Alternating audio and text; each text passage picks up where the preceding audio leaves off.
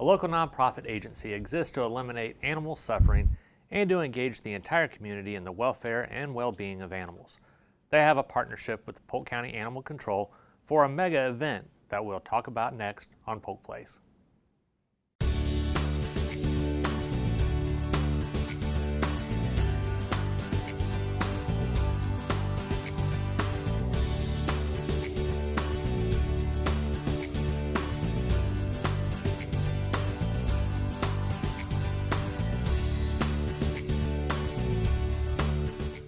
Welcome to Polk Place. I'm your host, Jeremy Morady, and with me today, one regular guest, Shelley Thayer, who's the Executive Director for SPCA Florida, and also Krystal Barber, who's the Administrator for Polk County Animal Control. Welcome, guys. Thank you. And you, hey, that was in unison. I like that. We are in unison these days. And you got what looks like a couple of twins here, so I'll let you guys introduce. Okay. Our you want to start with your frisky one? So this is Jeanette. She's pretty frisky and would really like to explore this room. Oh. And apparently rubbing off on Simon. He's Simon. But these guys are going to be at the event. Mm-hmm. Yeah, there's actually 5 of them. They all look quite identical and very, very cute. These two were snapping together earlier, so I decided to bring them because they're pretty close buddies. And they're off to Haines City to a local veterinarian tomorrow to be spayed and neutered because we have a little boy and a little girl here. Okay. And but it's been part of this amazing partnership that we have developed this year as we're looking forward to No-Kill County down the road, that we're making all this effort for saving the animals who live in Polk County who are homeless. And so one of our partners here is Krystal with Polk County Animal Control, and we've been working with them.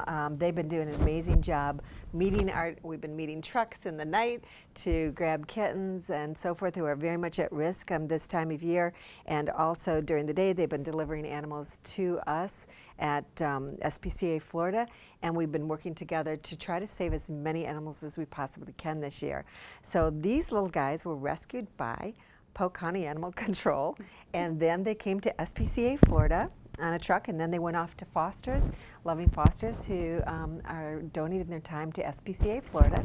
Then they came back to us to go off to a local veterinary office who has agreed to spay and neuter them, and to go to an event next Saturday at RP Funding Center. So what a community effort to save these 2 little kids. Oh yeah. Isn't that amazing? Really from start to finish. And you guys have community been goal, really hitting this hard this year too. We have. I mean, we know that we have to do that. We have so many homeless animals here in Polk County. So I would guess our biggest message is to spay and neuter your pets. Yeah. Spay and neuter your pets.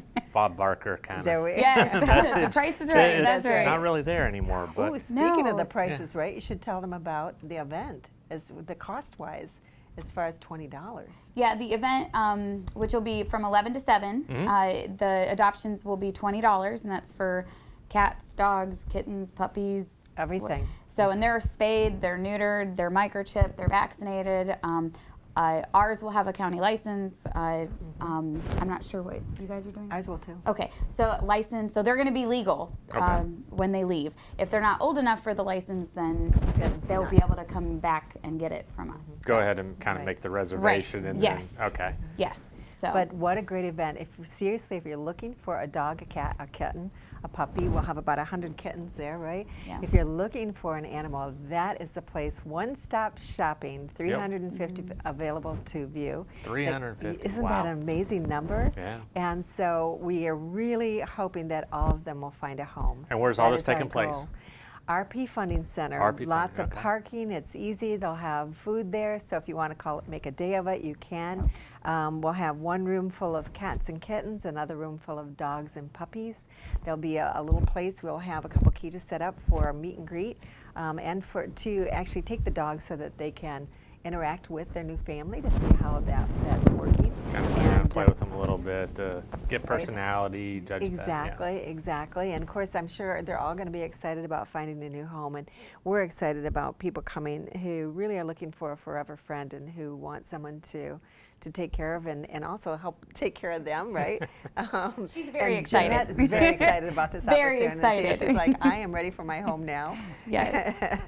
to go. But so it's a wonderful effort, and the Humane Society of Polk County is also involved. Like I said, many of our local veterinarians as well. Now, how have things been going so far? I know we've had you in here a few times, kind of like to check back with you, Yeah. see how that's going. This whole initiative you guys have been Yeah. doing, focusing on the kittens this year.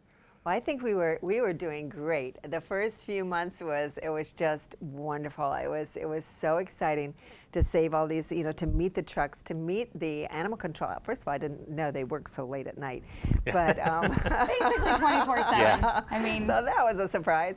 But to meet them at night and to be handing off, these little kittens and so forth to our care was so rewarding. Then April hit, and it kind of hit us like a brick wall. And we didn't know what to expect. But one trip had 80-some in one day. 84 we 84 dropped off. Wow. in one trip, and that was one day and on Monday. And so that really threw us into a bit of a spin because we didn't have enough cage space. Mm-hmm. So we've had to slow the program down, but other people have been picking it up. So Polk County, they went to another mega adoption event. We had a mega adoption event with our regional municipal shelters. There was 6 counties involved, and those 2 days that we did, Friday and Saturday, we adopted out 81. And then because of that, Pasco, one of our partners, Pasco County came over the following Monday and took 50 cats from us because they had the availability. So, again, community relations, it all comes back to making those relationships. Well, what's it been like for you guys from the sheriff's office side? I mean, I know you guys get inundated with all kinds of stuff. Yes. To have this partnership, to have that focus specifically on kittens, which I know there's a big problem with in the county. Yes. So before we really didn't have good options for kittens. Like I only have so much room at my house and my garage to foster so many. And that's the same with all of our employees. And burnout is a real thing when you're fostering kittens, especially bottle babies. Yes. Sure. So it was great to have somebody say, we'll help you, because that really hasn't happened in the past. So that was a very, very, very good thing. And hopefully once, we can thin some stuff out, hopefully next weekend, Yes, exactly. they'll have some more space and we can get them some more, Yeah. because we will unfortunately probably never run out of animals. Yeah. So I'm kind of curious, like going through this, you guys have been into it for about 6 months, Yes. roughly. Have you guys found any way to kind of streamline, some of this care that you've been doing? I'm just kind of curious on. We've been working on that. I mean, that's, I think, our biggest struggle right at the moment is how to bring in more fosters. I think that's our biggest problem, is that we don't want the animals to sit. We want to be able to take them from animal control, give them a once-over with a veterinarian, and put them into foster care where they can grow up and have environments to play and so forth, and then come back and find homes. We've been very fortunate to partner with organizations in 6 states. So we have, in fact, we have a transport going out. This is going to help us as well. In June, the end of June, that's going to Maine. Maine has a shortage of cats and kittens. And they said we could bring them cats and kittens all year long if we can get them there. So, of course, that involves transportation and funds. So it's really about funding and because we have the opportunity. It's just getting them to those locations who are looking for these animals because they've either done a really good job of spaying and neutering in their county and they no longer have a problem and they're looking for animals, or it's been so cold in their areas and their regions that none of the animals survived through the winters and they're looking for more animals. So in either case, I think the bottom line is we'd still like people to spay and neuter their pets so Sure. that we don't For have sure. this overload of kittens who have nowhere to go. All right. And we did a transport. We did already. Already. That was it 72? Yeah, 72. 72. Moms and kittens and kittens, and they went to Virginia. It was Virginia. Right, and Virginia was a great one because they have been no-kill, which means 90% of the animals that go into the shelters come out alive, and they've been that way for 12 years. So now they go to areas that have too many animals, pick them up and bring them back to their shelters. So it's a wonderful relationship, and I think we're seeing more balance throughout the United States with shelters, helping shelters, and everybody trying to get these guys taken care of. About how long does it take in looking at, when you do campaigns like this and excuse me, to push that message of the spay and neuter. Do you ever see numbers go down on that? We're hoping to. I've been at animal control 13 years, and spay and neuter is not a new concept. Yeah. So I think that message is pretty much forever. But hopefully, the more community relationships that we can get, and the more places we have for our kittens and animals, really across the board, where we can send them, then the goal is, for sure, for our numbers to go down. Our intake numbers have been going down. Not significantly, but because we do take anything. It kind of ebbs and flows. Yeah. So, but they have gone down. I mean, I think more people are, trying to take responsibility. And I will say, with social media, you have Craigslist where people try to rehome before bringing them, and there's outlets like that which we didn't have when I first started. It makes me sound old, but I don't think Craigslist was a thing when I first started the sheriff's office. So, with all of those media outlets, there's great abilities where people are finding the owners before they ever have to come to us, and things like that. So, with all of those, helpful building tools, we do get less, but we would always love to get even more less. Yes. So I'm feeling sorry for you. Oh no, that's okay. she just really would like to run around Feisty. here. I'll just give her another view.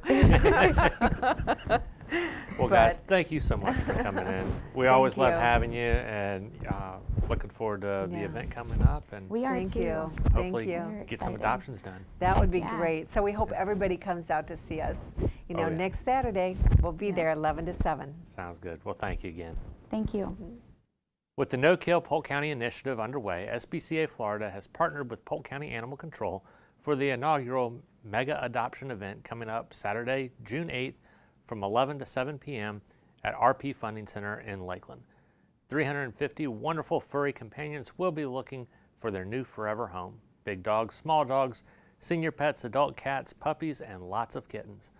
The adoption fee is just $20, and you'll take your new family member home the same day you visit. All animals will be spayed and neutered, microchipped, and up to date on vaccinations. For more information on how you can become a foster parent for SPCA Florida, give them a call at 863-577-4608 or look them up on the web at www.spcaflorida.org.